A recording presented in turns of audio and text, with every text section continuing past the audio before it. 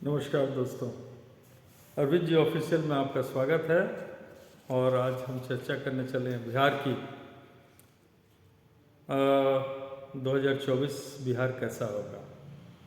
तो जनरली आप लोगों ने सुना होगा कि ये अपने बिहार में 3 पार्टियां प्रमुख रूप से हैं, राष्ट्रीय जनता दल और बीजेपी और जेडीयू।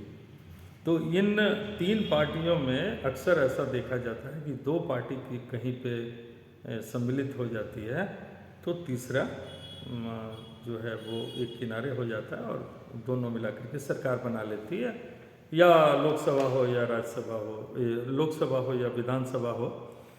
तो आपने अक्सर ये सुना होगा लोगों से, लेकिन गंगा में पानी बहुत बह चुका है और गंगा में पानी बहने के बाद क्या हुआ है कि परिस्थितियां बदली हैं।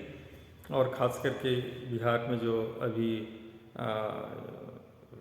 ये जातीय गणना कहिए, सर्वे कहिए, तो ये होने से ये काफ़ी इसमें बदलाव आ गया है और वो बदलाव आगे भी दिखेगा। लेकिन मेरा ऐसा मानना है कि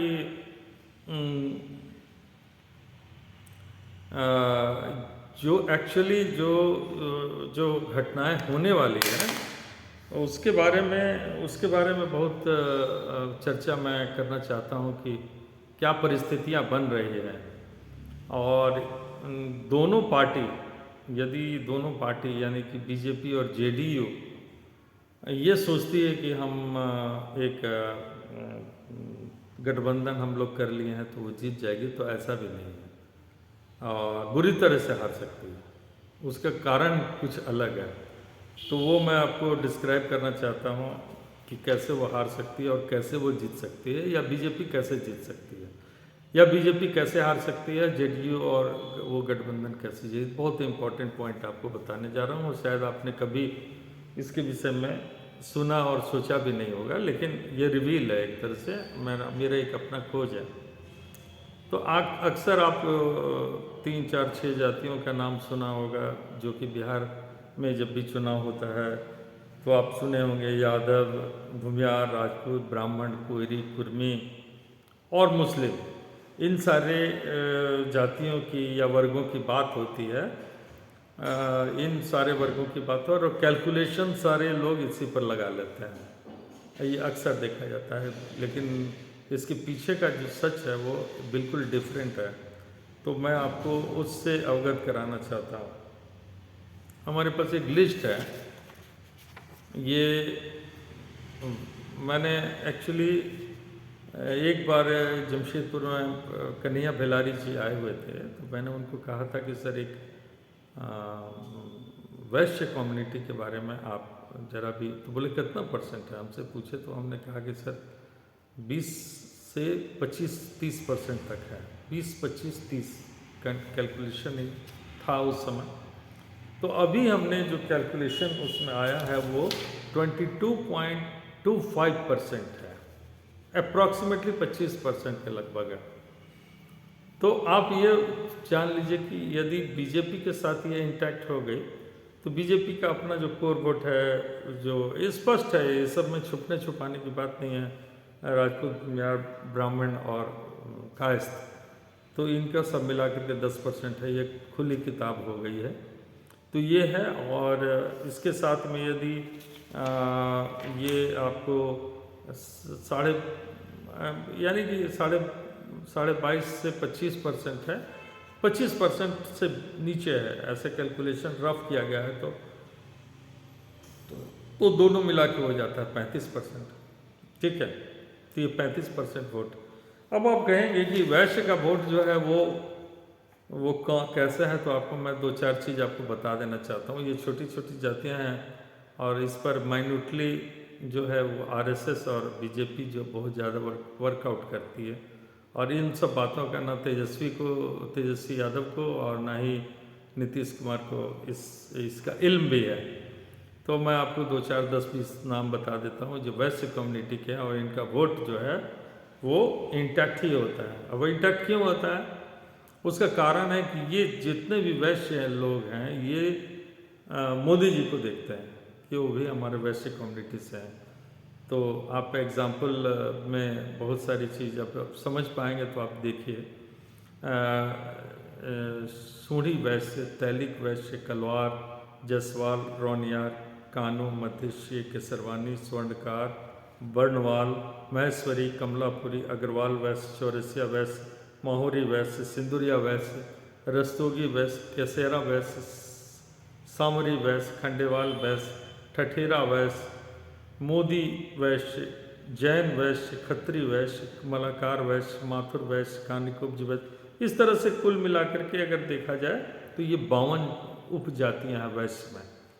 और ये भी आप जान के चलिए कि उनके थोड़े से आसपास वाले में शादी ब्याह भी होता है। लेकिन मैं आपको ये कहना चाहता हूँ कि ये चूँकि ये भीतर की बात है, ये सारे के सारे लोग यदि मोदी जी को देखते हैं, मोदी जी वैश्य कम्युनिटी से आते हैं, आम वैश्य की धारणा है, इसलिए वो बीजेपी के साथ इंटैक्ट हो जाता है क्योंकि मोदी जी वैश्य हैं एकदम। देखिए जाति खुलेआम है, इस बात में भारतवर्ष में जाति है और ये एकदम स्पष्ट बात है, इस मुँह चुराना बहुत मुश्किल है।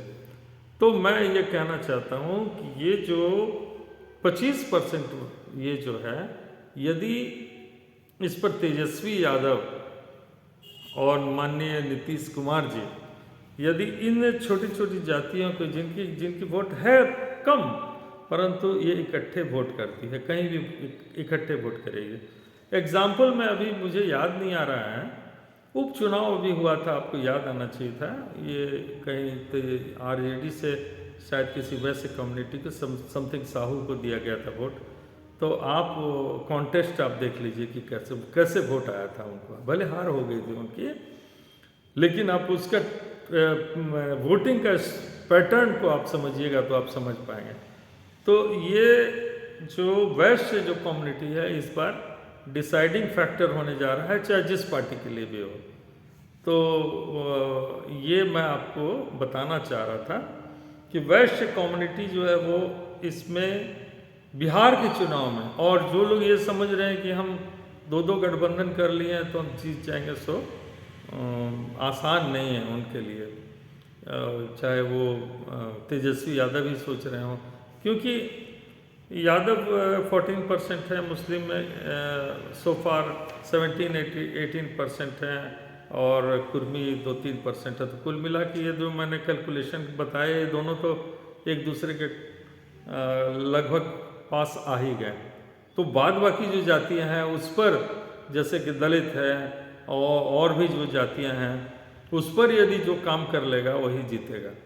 तो ये जो 20% है, अगर ये 20% से 25% का जो वोट वैश्य कम्युनिटी का है, तो इस वैश्य कम्युनिटी पर यदि यानी कि उनको टिकट दी जाए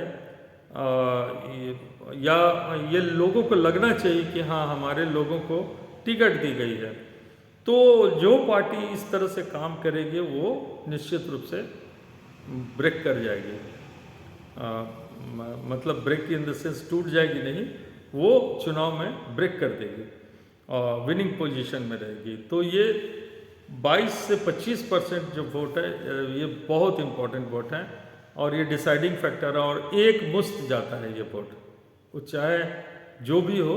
ये लोग ना समझ पाए, जो अन्य जातियों के लोग हैं वो ना समझ पाते हों, लेकिन आप इनके इंटरनली भी बात करेंगे तो भी ये नहीं बोलेंगे कि हाँ हम क्या करने जा रहे हैं, लेकिन उनका ध्येय यही है कि वैश्य कम्युनिटी यदि कोई खड़ा होता है तो ये सारे लोग इकट्ठे वोट उनको करेंगे, ये तय है। तो ये this is the most important part. वैश्य बहुत इम्पॉर्टेंट पार्ट होने जा रहा है, इसको ओबीसी और दिस एंड दैट करके भी नहीं बहलाया जा सकता है। सीधा सीधा मैं बात बोल रहा हूँ, नहीं बहलाया जा सकता है कि ओबीसी हैं तो हम ये कर देंगे वो कर देंगे, तो ये भी नहीं होने वाला है। अगर ये लोग तेजस्वी यादव या जेडीयू के लोग या नीतीश कुमार जी ऐसा सोचते हो कि ओबीसी हम करते रहेंगे तो हमको वोट मिल जाएगा, सो भी नहीं मिलेगा। तो ये डिसाइडिंग फैक्टर, हाँ ये जो वोट है वो ज़्यादा नज़दीक बीजेपी बीजेपी के नज़दीक है। और बीजेपी के नज़दीक होने का कारण मोदी जी हैं, क्योंकि वो वैसे कम्युनिटी से आते हैं, मुख्य कारण। यदि उनके जगह को रिप्लेसमेंट करना, यदि बिहार में तेजस्वी जी और ये नीतीश जी यदि करना चाहेंगे, इसको टक्कर देना चाहेंगे, तो उसका एक ही उपाय है कि इनको, इनके लोगों को आपको टिकट देना होगा, वेस्ट कम्युनिटी को टिकट देना होगा। 52 नंबर आपको दिखा देता हूँ, आपको उल्टा दिखता होगा, लेकिन आप ये देख लीजिए। तो ये 52 जो जातियां हैं, ये बहुत ही इम्पोर्टेंट है इस बिहार चुनाव के हिसाब से। चलिए, एक छोटा सा प्रयास था बताने का और जानकारी देने का, और आप देख लीजिएगा चुनाव में मैं कितना सत्य हूँ, ये आपको पता चल जाएगा। जब लोग हार जाते हैं तो समीक्षा भी नहीं करते हैं कि क्यों हार गए। तो हारने से पहले अगर स्ट्रेटजी कुछ अच्छा बना ले तो उसकी जीत हो सकती है। तो ऐसा भी नहीं कि मैं बहुत बीजेपी का प्रो हूँ और लालू यादव जी या उनका भी प्रो हूँ, ऐसा नहीं है। एक सामाजिक चेतना के विषय में था जो मैं आपको जानकारी दे रहा था। हाँ, एक बात ज़रूर आपको मैं बताता हूँ, इन लोगों जितने भी, जो मैं आपको जातियाँ बोला हूँ, ये 52 जातियाँ, छोटी छोटी जातियाँ हैं, इसमें एक बात तो ज़रूर धरी गई है, जिसका कुछ परसेंट ज़रूर लोग ये सोचते हैं कि हाँ, लालू यादव ने हम मैंने पिछड़े लोगों को आवाज़ दी थी, तो आवाज़ दी थी, लेकिन ये आवाज़ 20 साल 25 साल पहले दी थी। अब वो धीरे धीरे आवाज़ कम हो रही है, तो उसको उस आवाज़ को बढ़ाना होगा, तभी संभव है, अन्यथा ये बड़ा मुश्किल है। और केवल आवाज़ देने से नहीं काम चलता है। आज के डेट में ये सारे जो लोग हैं, छोटी छोटी जातियाँ हैं, उनका रिप्रेजेंटेटिव वे खुद चाहते हैं कि मेरा रिप्रेजेंटेटिव, और ये सामाजिक चेतना में आया भी है। और ये बिहार के जो सर्वे हुआ है, जाति का सर्वे, उसमें ये बात लोगों में हुई है, ये बात आम सभी जातियों में हुई है कि हाँ, हमारे जाति को भी ये मिलना चाहिए रिप्रेजेंटेशन। तो बस आज इतना ही कह के अपने को विराम देता हूँ, और आप कुछ अच्छा लगे तो कमेंट करेंगे, और अगर चैनल को सब्सक्राइब कर दें तो और भला। फिर मिलते हैं किसी और समय मिल के बात करके। Thank you very much.